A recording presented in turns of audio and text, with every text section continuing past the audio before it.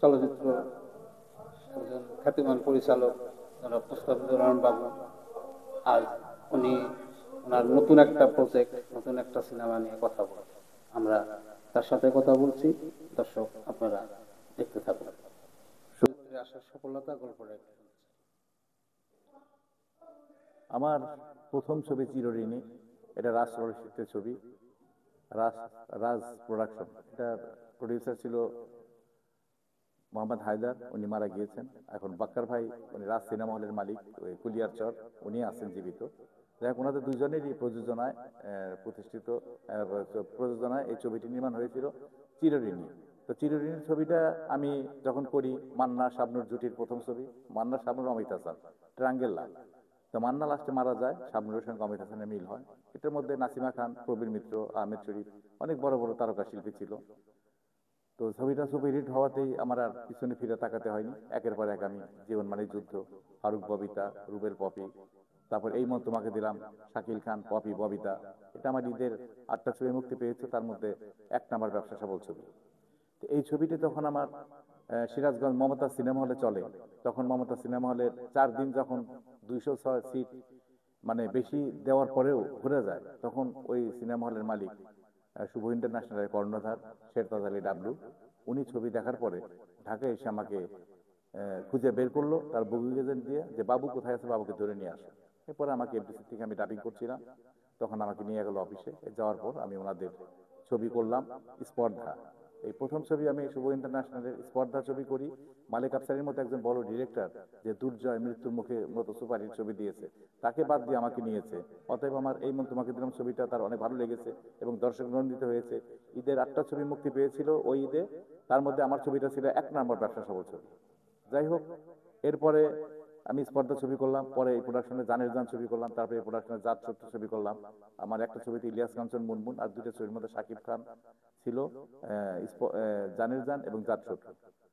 তো যাই হোক দর্শকবৃন্দ, তো আমি এরপরে তো আমার আর পিছনে ফিরে তাকাতে হয় না, আমার একের পর এক সুপারহিট ছবি, আমার ভয়াবহ, আমার ডিপজল সাহেবের ছবি করেছে মন, আজিজ মোহাম্মদের ছবি করেছে ভয়ঙ্কর পরিণাম, তারপরে আমার অশান্ত আগুন, রাজ্জাক, মান্না, ডিপজল, ওটাও সুপারহিট ছবি। তো এগুলি আমি একের পর এক অনেক সুপারহিট ছবি দিয়েছি।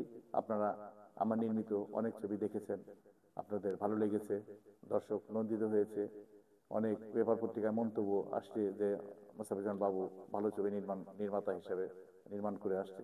তো যাই হোক দর্শকবৃন্দ, আপনারা আমি সবসময় বলি যে বাংলা ছবি বেশি বেশি করে দেখবেন, তাহলে আমাদের ডাইরেক্টররা অনুপ্রাণিত হবে এবং ভালো ভালো ছবি নির্মাণ করবে।